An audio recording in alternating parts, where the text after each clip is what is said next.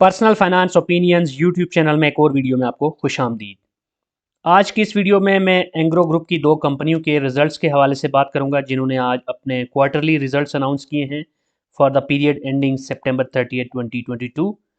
इस वीडियो में मैं बात करूंगा कि उन दोनों कंपनीज़ की अर्निंग्स कैसी रहीं, उनकी सेल्स कैसी रहीं, ओवरऑल प्रॉफिट कैसा रहा और साथ साथ जो इन दो कंपनीज़ ने डिविडेंड अनाउंस किया उसके मुतालिक भी आपको इस वीडियो में मालूमात मिलेंगी कि कितना डिविडेंड अनाउंस हुआ, इससे पहले इन कंपनीज़ ने कितना इंटरिम डिविडेंड दिया और जो आज डिविडेंड अनाउंस हुआ उसके हवाले से इंपॉर्टेंट डेट्स क्या हैं। और साथ साथ आपको ये भी बताऊँगा कि अगर आप 1 लाख रुपए की सरमायाकारी करते हैं इन कंपनीज़ के शेयर्स में आज की डेट में तो एक्सपेक्टेड डिविडेंड अमाउंट कितनी बनती है और इन कंपनीज़ की जो डिविडेंड अनाउंसमेंट है उसके बाद जो डिविडेंड यील्ड बनती है up to the third quarter वो क्या है, ये भी आपके साथ इस वीडियो में शेयर की जाएगी। जो पहली कंपनी है वो फर्टिलाइज़र सेक्टर में से है, एंग्रो फर्टिलाइज़र ईफर्ट, जो कि एक बड़ी मशहूर और नामी गिरामी कंपनी है फर्टिलाइज़र सेक्टर में से। इस कंपनी ने आज जो अपना रिज़ल्ट अनाउंस किया है उसके मुताबिक इस कंपनी ने 30% डिविडेंड अनाउंस किया है, जो कि रुपी टर्म में बनता है 3 रुपये, क्योंकि इस कंपनी के शेयर की फेस वैल्यू 10 रुपये है।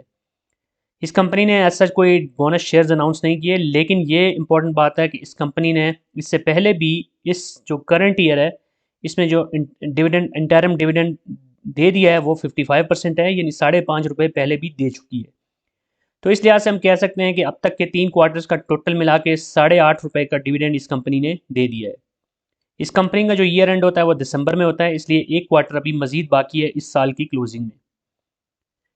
आज की जो अनाउंसमेंट है उसके हवाले से जो इंपॉर्टेंट डेट्स हैं वो आपको याद रखनी चाहिए। उसमें सबसे इंपॉर्टेंट चीज़ ये है कि बुक क्लोजर डेट इस कंपनी की 26 अक्टूबर है और एक्स डेट इस हिसाब से बनती है 24 अक्टूबर और स्पॉट डेट इसकी बनती है 21 अक्टूबर, जो कि जुमे का दिन बनता है। यानी 21 अक्टूबर या उससे पहले अगर आप इस कंपनी के शेयर्स ले लेते हैं या आप इसके शेयर्स को होल्ड रखते हैं तो आप इस जो डिविडेंड अनाउंस हुआ है इसके लिए एलिजिबल होंगे। इस वक्त जब मैं ये वीडियो बना रहा हूँ तो इस कंपनी के शेयर की प्राइस 81 रुपये 14 पैसे है और इस लिहाज से अगर हम इसकी डिविडेंड यील्ड की कैलकुलेशन करें up to the third quarter of 2022 तो वो बनता है 10.5%। तो 10% से ज़्यादा की डिविडेंड यील्ड किसी कंपनी की एक अच्छी डिविडेंड यील्ड कहलाती है पाकिस्तान स्टॉक मार्केट में। और आज की जो प्राइस है इस कंपनी के शेयर की 81.14, उस हिसाब से अगर आप 1 लाख रुपए के शेयर खरीदते हैं इस कंपनी के तो जो आपको डिविडेंड मिलेगा बिफोर टैक्स में बता रहा हूँ वो बनता है तकरीबन 3700 रुपये। इसके बाद इसमें से जो डिडक्शंस होती हैं टैक्स की या ज़कात की वो आप अपने हिसाब से कैलकुलेट कर सकते हैं। अब इस कंपनी के जो रिजल्ट्स अनाउंस हुए हैं उसमें जो इंपॉर्टेंट नंबर्स हैं इनकम इसकी जो प्रॉफिट और लॉस स्टेटमेंट है उसमें उनको हम देख लेते हैं by comparing with the corresponding period 2021 सितंबर 30 2021 के साथ कंपेयर करके हम देखते हैं कि इसकी सेल्स में और जो दीगर नंबर्स हैं उसमें किस तरह की चेंज हमें देखने को मिली है।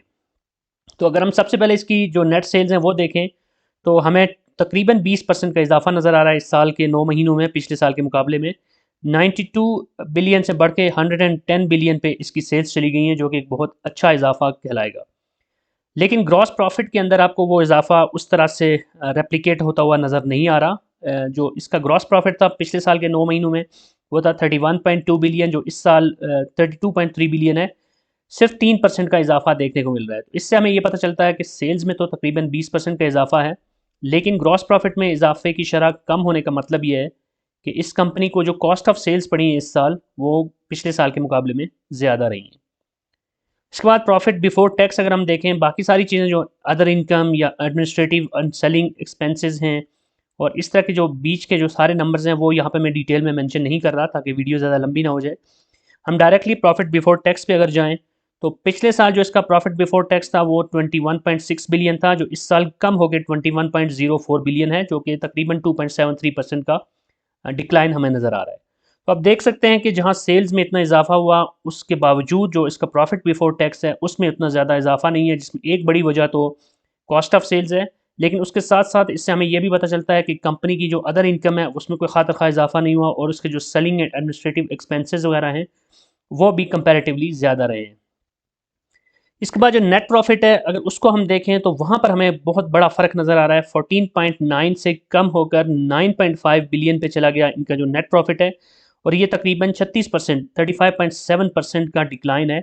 और इसमें सबसे बड़ी वजह हैवी टैक्सेस का होना है। इस साल कंपनी को बहुत ज़्यादा टैक्सेस पे करने पड़े और उन टैक्सेस की वजह से प्रॉफिट बिफोर टैक्स में तो सिर्फ 2% का डिक्लाइन था, तकरीबन 3% का, लेकिन प्रॉफिट आफ्टर टैक्स या नेट प्रॉफिट देखें तो उसमें हमें बहुत बड़ा डिक्लाइन नज़र आ रहा है, 35.7% का।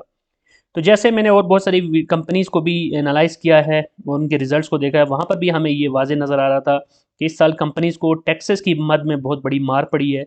तो वही हमें यहाँ पर भी नज़र आ रहा है ईफर्ट के केस में।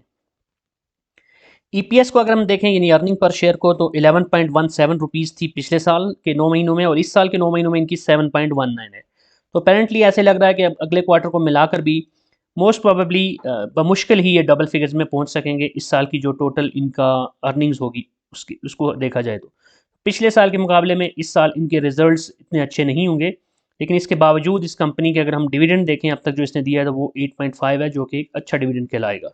वैसे भी ये कंपनी अच्छी डिविडेंड यील्ड की वजह से मशहूर है, और मैंने एक और वीडियो में इस कंपनी को पाकिस्तान स्टॉक मार्केट की हातिम ताई भी करा दिया था। जो दूसरी कंपनी है एंग्रो ग्रुप की जिसने आज अपने रिजल्ट्स अनाउंस किए हैं, वो है केमिकल सेक्टर में से EPCL, Engro polymer and chemicals, और ये भी एक बड़ी मशहूर कंपनी है और अपने सेक्टर के अंदर एक बेहतरीन कंपनी कंसीडर की जाती है। ईपीसीएल ने जो आज का रिजल्ट अनाउंस किया है उसमें इसने 25% डिविडेंड अनाउंस किया है, जिसका मतलब है कि ₹2.5 ये कंपनी डिविडेंड दे रही है। और इस कंपनी ने इससे पहले भी इस साल में जो इंटरिम डिविडेंड दिया है वो 75% है, यानी ₹7.5। तो इस लिहाज से देखें तो 7.5 और आज के 2.5 मिला के ₹10 का डिविडेंड इस कंपनी का ऑलरेडी हो चुका है इस साल का, up to the third quarter. और अभी एक क्वार्टर इसका बाकी है, क्योंकि इसका भी जो ईयर एंड है वो दिसंबर में होता है।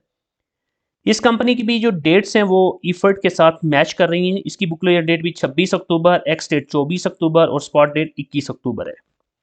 इस वक्त जब मैं ये वीडियो बना रहा हूँ तो इस कंपनी के शेयर की प्राइस ₹58.52 है।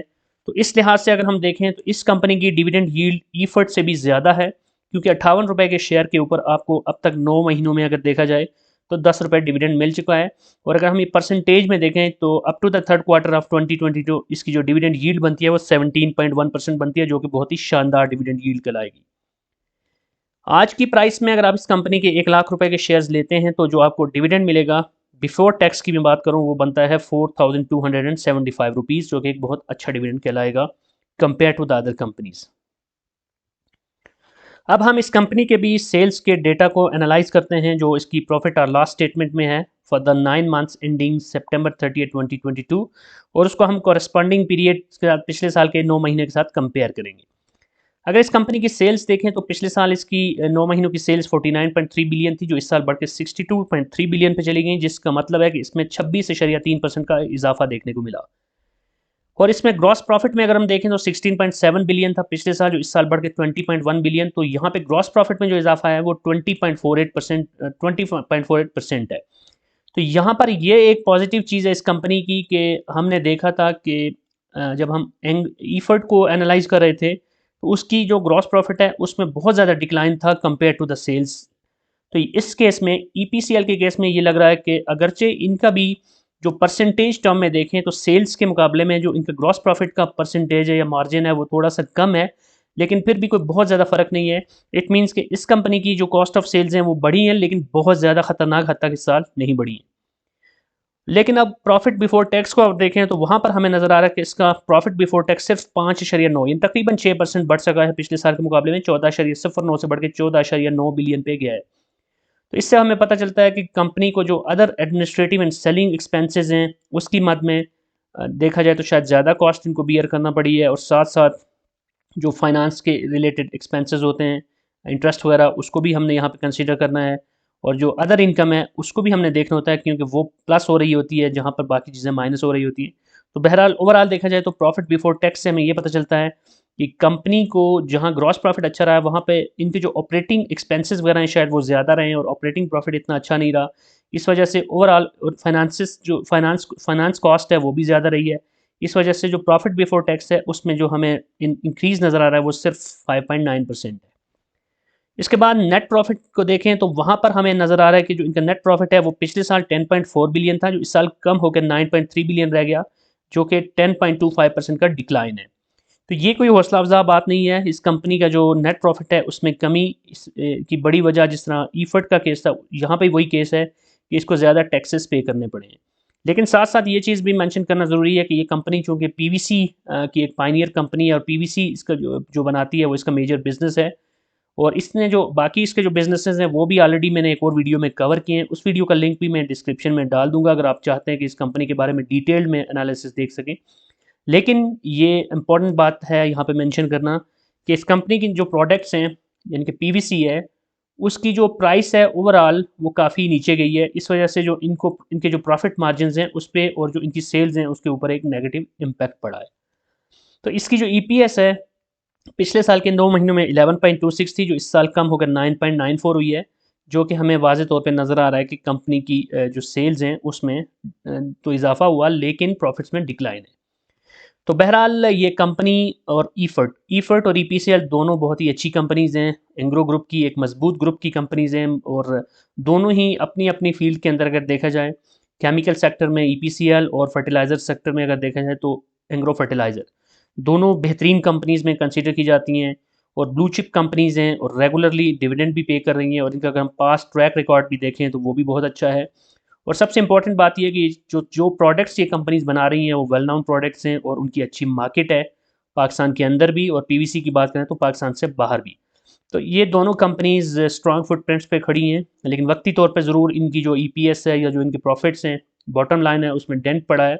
लेकिन आपने सारी चीज़ों को इस पर्सपेक्टिव में देखना है कि मुल्क जो ओवरऑल इकोनॉमिक कंडीशन है, जो पॉलिटिकल इंस्टेबिलिटी है और जो टैक्सेस बढ़ाए गए हैं प्लस जो इकोनॉमिक कंडीशन जो जिस तरह आईएमएफ के साथ डील और उसके बाद जो टैक्सेस बढ़ाए गए और ये सारी चीज़ें, तो उन्होंने ओवरऑल पूरी मार्केट को इम्पैक्ट किया है, तो उसका इम्पैक्ट इन कंपनीज़ पर भी आया है।